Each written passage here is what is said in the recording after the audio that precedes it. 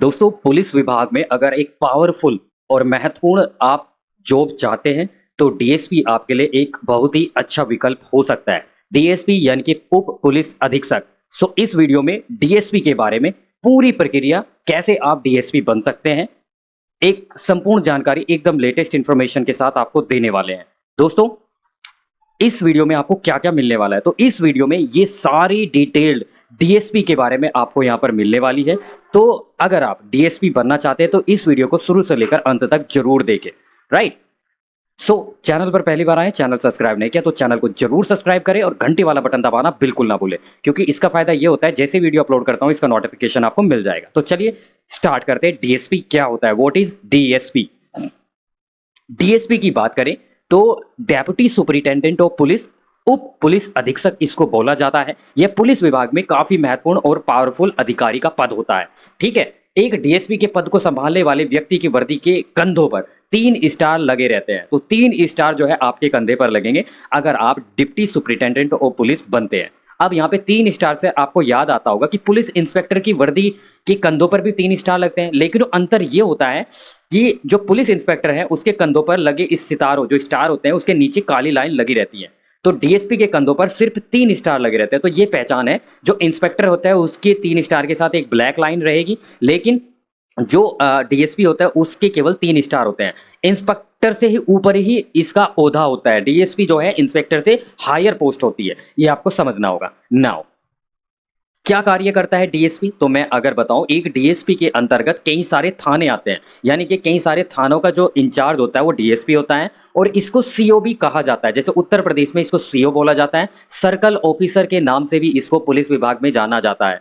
अच्छा, इसका जो मुख्य कार्य है अपराध को रोकना, क्राइम की जांच पड़ताल करना, कानून व्यवस्था बनाए रखना अपने क्षेत्र में, विशेष एवं स्थानीय कानूनों का लागू करवाना और पुलिस स्टेशनों का जो प्रशासन है और प्रबंधन है, जैसे कि एक डीएसपी के अंतर्गत कई सारे थाने आते हैं, उनका एडमिनिस्ट्रेशन और उनका मैनेजमेंट जो है वो भी डीएसपी के ही कंधों पर होता है।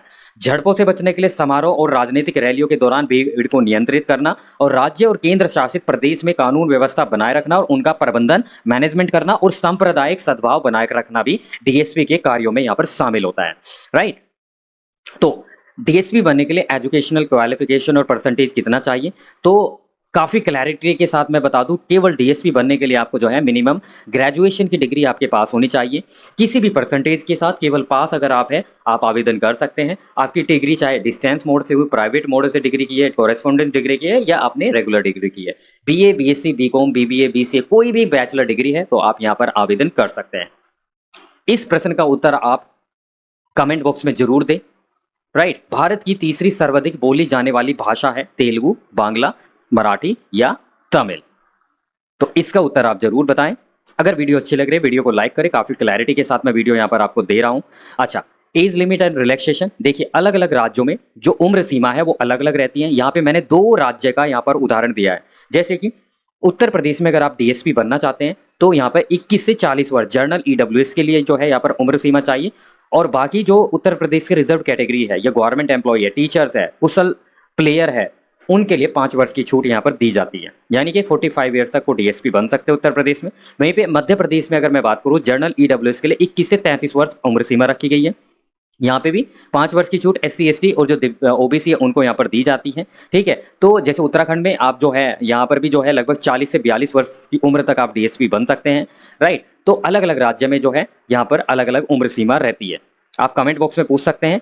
शारीरिक मापदंड देखिए, डीएसपी अगर आप उत्तर प्रदेश में बनना चाहते हैं तो अगर आप पुरुष अभ्यर्थी है तो कम से कम 165 सेंटीमीटर आपकी हाइट होनी चाहिए अगर आप जनरल कैटेगरी या ओबीसी अन्य पिछड़ा वर्ग के कैंडिडेट्स हैं, और सीने का जो फुलाव है 84 से 89 होना चाहिए। अगर आप एससी शेड्यूल ट्राइब से अनुसूचित जाति से हैं तो 160 सेंटीमीटर पुरुषों के लिए और 79 से 84 जो है यहाँ पर आपका चेस्ट एक्सपेंशन सीने का फुलाव मांगा जाता है। वहीं पे अगर महिला अभ्यर्थी है उनके लिए केवल हाइट का जो है और वेट का यहाँ पे जो है रखा गया है 152 सेंटीमीटर जर्नल, ओबीसी और शेड्यूल्ड कास्ट की महिलाओं के लिए। अगर आप शेड्यूल ट्राइब है, एसटी कैटेगरी के अनुसूचित जनजाति के अंतर्गत आते हैं तो 147 आपकी हाइट होनी चाहिए महिलाओं की, और मिनिमम कम से कम 40 किलोग्राम आपका वजन होना चाहिए। ठीक है। तो ये जो है डीएसपी बनने के लिए उत्तर प्रदेश में। वहीं पे मध्य प्रदेश की बात करूं तो पुरुष अभ्यर्थियों के लिए 168 सेंटीमीटर हाइट और सीना का फुलाव 84 से 89 सेंटीमीटर होना चाहिए। महिलाओं के लिए केवल हाइट 155 सेंटीमीटर मध्य प्रदेश में डीएसपी बनने के लिए, यानी कि प्रत्येक राज्य में शारीरिक मापदंड थोड़ा अलग अलग रहता है। Right right. मेडिकल एग्जाम किस प्रकार से होता है, तो जो मेडिकल है, क्योंकि ये यूनिफॉर्म वाली जॉब होती है तो फिजिकली और मेंटली आपको फिट रहना पड़ेगा। राइट। सैलरी कितनी होती है, तो मैं बता दूं यहाँ पे, ये क्लास ए जॉब्स हैं, पे लेवल 10, जिसमें बेसिक स्टार्टिंग सैलरी 56,100 रुपये आपको मिलेगी। उसके बाद अभी डीए का रेट 42% चल रहा है, तो महंगाई भत्ता, एचआरए, अदर अलाउंसेस, अन्य भत्ते वो भी मिलेंगे। साथ ही साथ ये सारी सुख सुविधाएं, सरकारी वाहन, ड्राइवर, चपरासी, पर्सनल असिस्टेंट, घरेलू नौकर, आवासीय सुविधा, महंगाई भत्ता, चिकित्सा, मेडिकल फैसिलिटी, ग्रेजुइटी, प्रोविडेंट फंड, छुट्टी और यात्रा भत्ता इत्यादि आपको दे होंगे।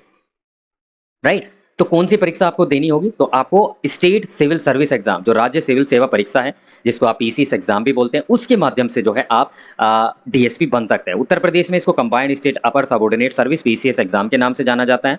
हरियाणा में Haryana civil service exam, Madhya Pradesh में स्टेट सर्विस एग्जाम, उत्तराखंड में पीसीएस एग्जाम, राजस्थान में आरएस एग्जाम और बिहार में संयुक्त सिविल सेवा परीक्षा के नाम से इसको जाना जाता है।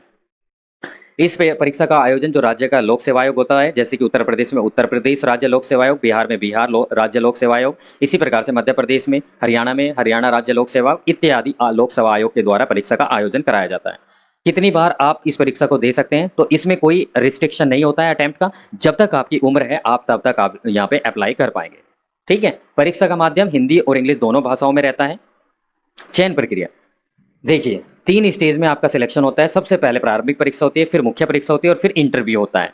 राइट। प्रारंभिक परीक्षा का पैटर्न की बात करूं तो मैंने यहाँ पर उत्तर प्रदेश का उदाहरण लिया है। उत्तर प्रदेश में 2 पेपर होते हैं। जो पहला पेपर है जनरल स्टडी, 200 अंकों का होता है, 150 क्वेश्चन, 2 घंटे समय दिया जाता है। और दूसरा पेपर वो आपका जो सी सेट का होता है, 200 अंकों का, 100 क्वेश्चन होते हैं, 2 घंटे का समय दिया जाता है। एमसीक्यू होता है, ऑफलाइन पेपर होता है, ओएमआर सीट पर गोले बना के आपको भरने होते हैं और एग्जाम टाइमिंग आप देख सकते हैं।